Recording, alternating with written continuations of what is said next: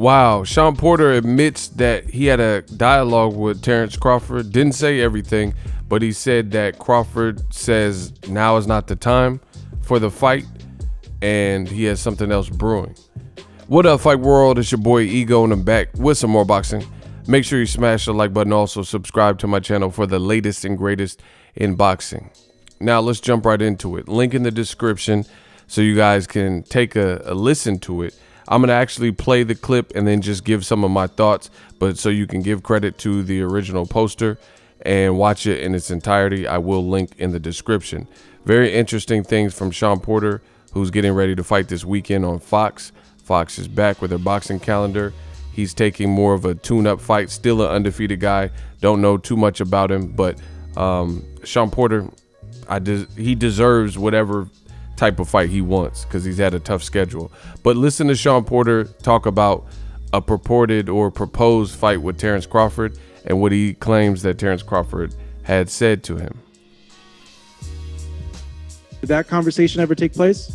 We did, man. We spoke, and you know, just to keep it brief, basically he says, "Hey, man, I got some other things going on, and now's not the time." And I was like, "All right, I have to respect that, man. I'm not gonna, you know, say what we talked about, anything like that at all. I just wanted to get that clear understanding that this fight wasn't gonna happen right now." He said, "Nah, I got some other things that are brewing, and you know, hey, if those things fall out, then we can get it on." And I said, "All right."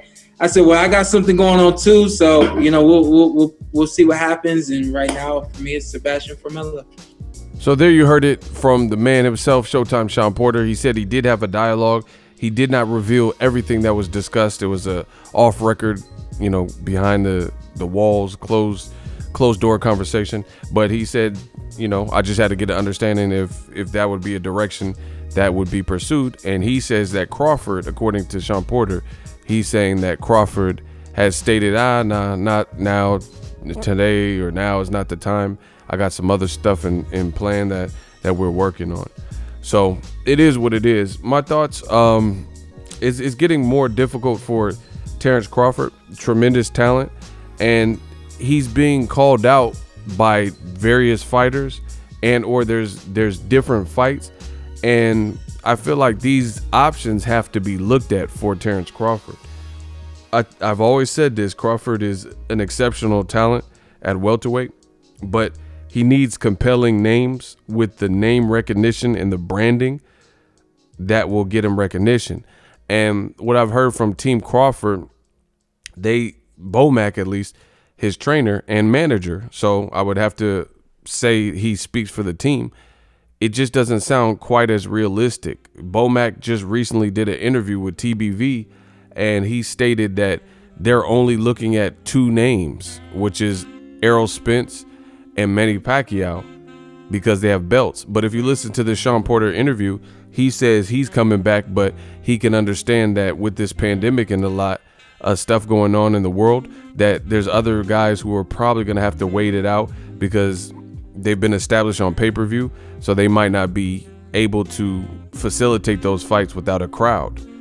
And that was coming from Shawn Porter, who's directly involved in boxing and things like that. So Errol Spence, he's already booked up for November 21st. That leaves Pacquiao. But Pacquiao has been rumored to maybe fight Conor McGregor or Mikey Garcia if he even comes back this year.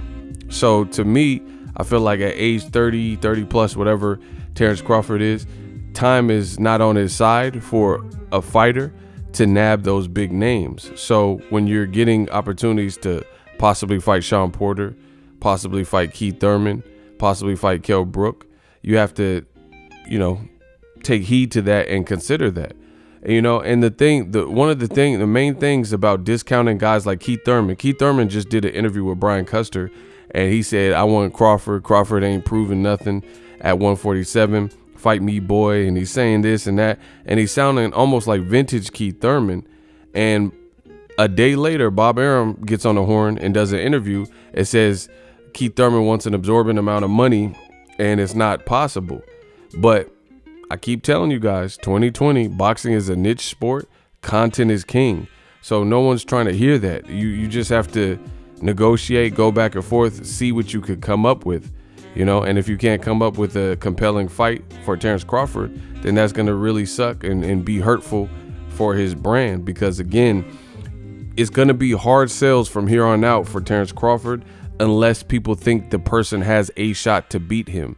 He is too good to fight C-level guys that you never heard of, you know what I mean? Or fight certain guys, you know, without fanfare, like Mean Machine. Okay, that was his mandatory. He stopped him.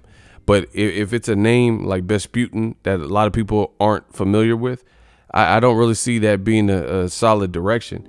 And for Bomac to discount Keith Thurman and you know, call him names and say, who cares? We don't want that fight. What has he done? And you know, he don't have no belt no more. Neither did Amir Khan. Neither did Mean Machine. Mean Machine has never been a full-body champion. Amir Khan was a couple fights removed from a brutal Canelo knockout, and he looked poor in his previous fight right before Crawford, which was Samuel Vargas. So to me, this is, you know, it's not the best look if Crawford can't get one of these big names. You know, Gary Russell Jr., he has some personal vendetta and he's talking greasy, and people are saying, nah, Gary's too little. No one would sanction this. All right, that's one fighter. Then what about Shawn Porter? Then Shawn Porter is saying, nah, I talked to Crawford and he said he got something else brewing, right? Then Keith Thurman calls out Terence Crawford, and then people say, oh, he ain't got a belt. Kell Brook, oh, no, he ain't got a belt. You know what I mean? So it's like, unless you're fighting fights that are bigger than these, like even the Gary Russell Jr. fight, you could say it's a circus fight because of the weights and all that, but they have this personal beef. The storyline will be a bigger sell, in my opinion, based on how greasy they both talking to each other, than a Mean Machine fight in America. That's just where we're at within boxing. You know, you have to look at the overall spectacle and the whole product, and the whole product suggests that when there's a bad blood, you know, Oscar De La Hoya and Fernando Vargas type of bad blood where former friends or people who were cool with each other now beefing, that stuff is always sold in combat sports. You even see it with Tito Ortiz and Chuck Liddell, right, in the UFC. So you always seen that, former people who sparred together or had little altercations and run-ins, you know, Mike Tyson, Mitch Green, things like that. So I think Crawford's team should really, you know, collaborate and see what the next move is for him, because I would love to see him get a big opportunity. And as far as I'm concerned, Errol Spence is unrealistic for anytime soon. Errol got in a car accident and is still fighting a top-rated, top 5 or 6 guy, Danny Garcia, multiple divisional champion, etc., right, who beat Lucas Matisse, has a great resume. So he's booked up. So is Crawford just gonna not fight this year, waiting for Errol, Danny outcome, or waiting for Pacquiao, which he could have his hands in other business with Conor McGregor? That's a bigger fight. Even though it's a weird fight, circus fight, whatever you want to call it, it's still big. So, you know, time's a ticking. We'll see what's next for Terence Crawford, but it's not looking too hot, you know? It's not looking too hot. I could see him possibly fighting Kell Brook. You know, that seems like a makeable fight. Personally, I don't have a huge problem with it, but people aren't gonna give him the full kind of credit for it because Errol already beat him and he already lost to Triple G and that kind of thing. But stylistically, it's a cool fight. It's an interesting fight, but it's not gonna suit the points that Bomac made. Bomac said that there's no reason to fight Keith Thurman, right? Because he don't have a belt. So neither does Kell Brook. So I have a hunch that if Crawford fights this year, it's gonna be an opponent that is disappointing.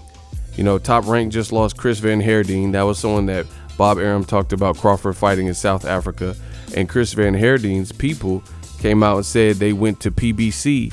They literally said, we're going to PBC because they have all the top guys over there. So they amicably split and let Chris Van Herdeen, because they hadn't really done nothing with him in recent memory, they let him, a welterweight, go out to PBC or free agency, I guess you could say, because I don't know if PBC wants him or has made arrangements with him. But here's the direct quote. It was an amicable separation. I was very open with Top Rank and asked to be released so we can go to PBC Premier Boxing Champions, where every other major welterweight currently lives. Everyone is happy. Boom. So Top Rank lost another person, and now they have only Crawford. And to me, you know, I've said it. I love Crawford, but beggars can't be choosers. It's looking like the best bet is to fight one of these guys. Shawn Porter, Keith Thurman, Gary Russell, you know. And again, even if you fight Kell Brook, we know how that's going to be, you know, how it's going to be perceived. But part of it is the perception based on your own team. Bomac just said, we don't want to fight Keith Thurman. Man, that man, he ain't got no belt. We looking for the belts. Okay, well, then how can you fight? That means literally, if you don't fight Errol Spence, who has 2 belts, or Pacquiao, then you can't fight nobody in the division. So why would you paint yourself into a corner by making a statement? So there's a lot of talented guys like, you know, you guys and other people, but you just said you only want a champion. That's not realistic. That's not realistic in a swimming pool full of talent in the welterweight division, especially when Errol Spence is booked up for November 21st. It's not, you know. And then Pacquiao, who's a pay-per-view star. And Top Rank, they've tried this trick over and over again. They'll mention, you know, Pacquiao when he was over there could fight Amir Khan in Qatar and Dubai and all this stuff, and then it never happens. They mention Terence Crawford and Pacquiao, but then Pacquiao's team saying it's not true. So I don't know. I don't know what's going on with the direction of Bud's next opponent, but to me, it's not looking good. And with Shawn Porter kind of confirming that they had a discussion and it ultimately led nowhere, that also isn't good. Let me know what you guys think. Drop your thoughts in the comment section. As always, hate, comment, and subscribe. Till next video, is Ego signing off. So if you enjoyed this video and want more content like this on the channel, you can show your appreciation by going to the PayPal donate button or the YouTube support button, and you can donate any amount that you feel is equivalent to the value of this video. Much more to come. Thank you guys for your support. Boxingego, the future of boxing.